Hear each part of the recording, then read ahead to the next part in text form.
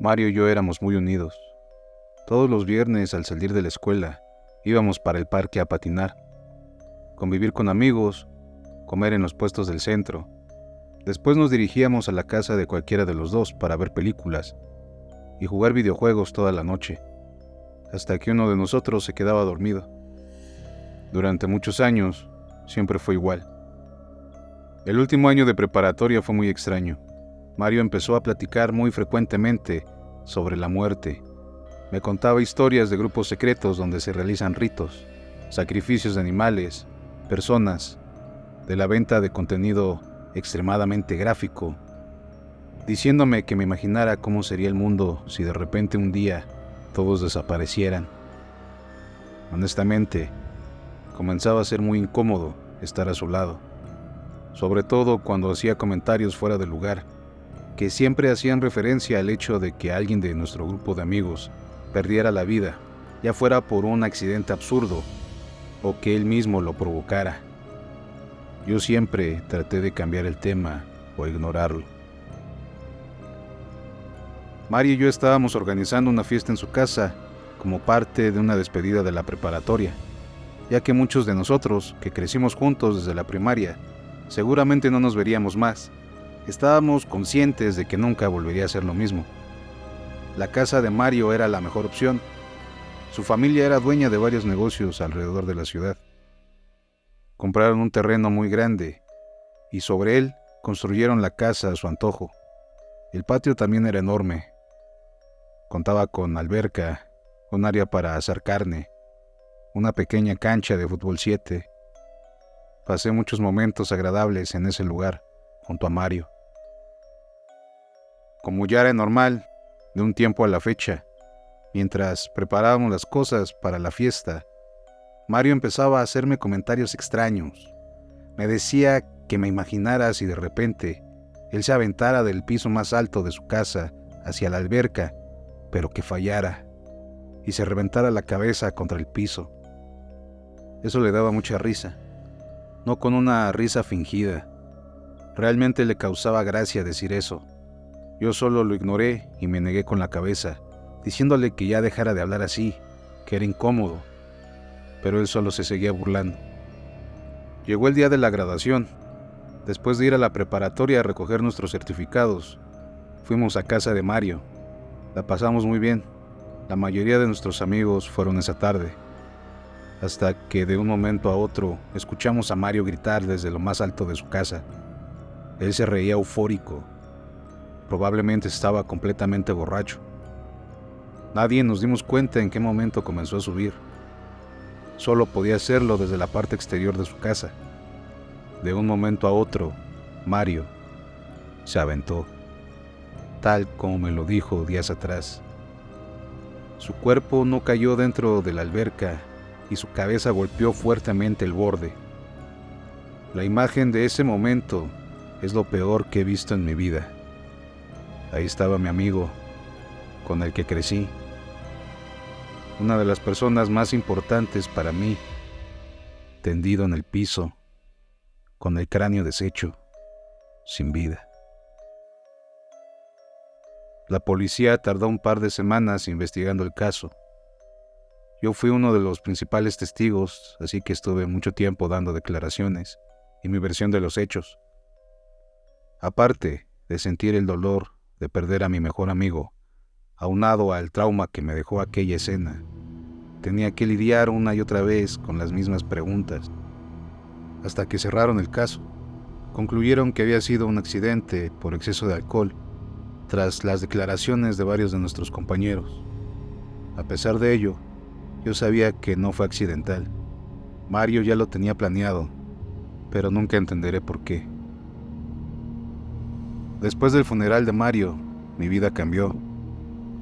La culpa y tristeza me consumían. No podía dejar de pensar en nuestras conversaciones sobre la muerte y los ritos oscuros.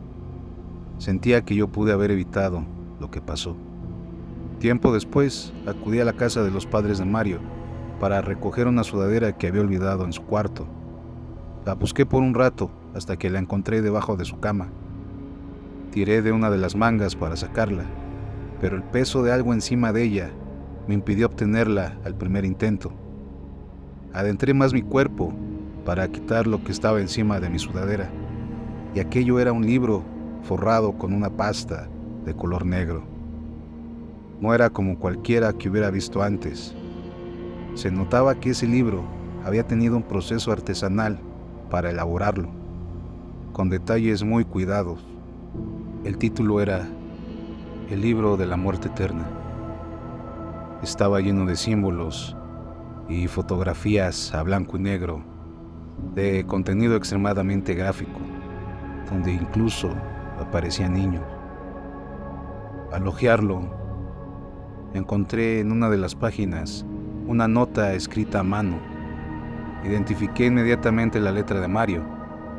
La nota decía: la verdadera libertad se encuentra en la muerte.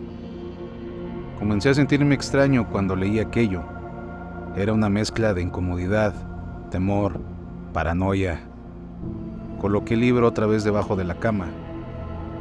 Tomé mi sudadera saliendo de su cuarto apresuradamente. Me despedí de sus padres y les di las gracias. Me dirigí inmediatamente a la salida. Caminé por esa banqueta donde tantas veces nos sentamos a mirar los carros pasar, a comer cualquier cosa o simplemente a platicar.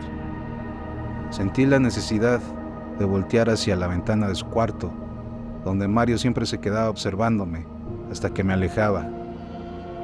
Y lo vi. Ahí estaba él. Su figura era diferente.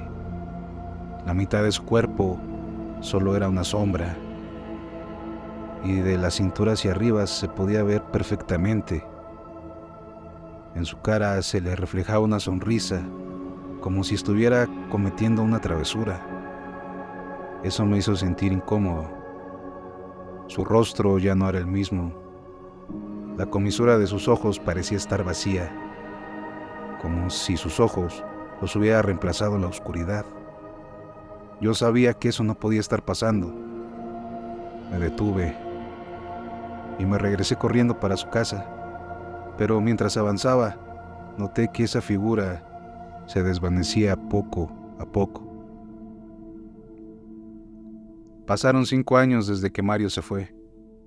Durante ese tiempo, tuve pesadillas constantes donde revivía aquel día. A veces era la misma situación, donde observaba su casa de lejos y lo veía sonriendo desde su ventana.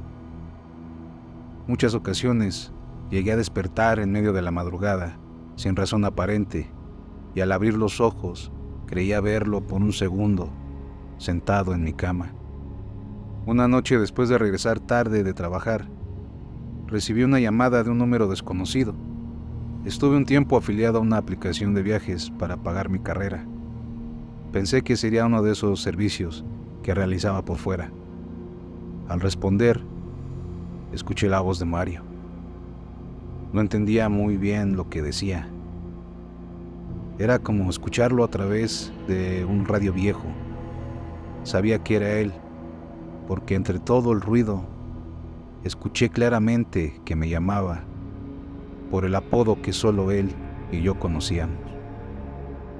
Me quedé helado, colgué el teléfono y prendí todas las luces de mi departamento. Encendí la pantalla y subí el volumen lo más que pude para no estar en silencio, pero la voz de Mario resonaba en mi mente. Esa noche no pude dormir. Me quedé en la sala viendo cualquier cosa que me distrajera. En medio de la madrugada, escuché un ruido en mi cuarto. Me di la vuelta y en ese momento vi a Mario, de pie, detrás de mi puerta, sonriendo. Su rostro parecía distorsionado, como descarnado. Me quedé paralizado. Comencé a sentir cómo el sudor frío empapaba mi frente. Lo único que pude hacer fue rogarle que se fuera. Le hice saber lo mucho que lo extrañaba, que me disculpara por no hacer nada aquel día que se aventó. Yo sabía que él lo había planeado así, pero pude haber hecho algo para evitarlo. Mario solo se quedó ahí, mirándome, hasta que poco a poco se fue desvaneciendo entre las sombras de mi cuarto. Desde esa última noche en mi departamento, hasta el día de hoy que vivo junto a mi novia, no he vuelto a tener pesadillas, ni volví a ver a Mario. He regresado un par de ocasiones más a visitar a sus padres, pero afortunadamente nada extraño pasó. Voy cada año a limpiar su tumba y a platicarle cómo van las cosas desde que ya no está.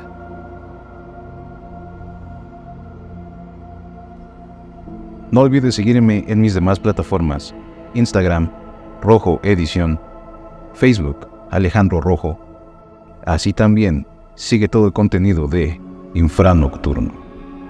Hasta el siguiente.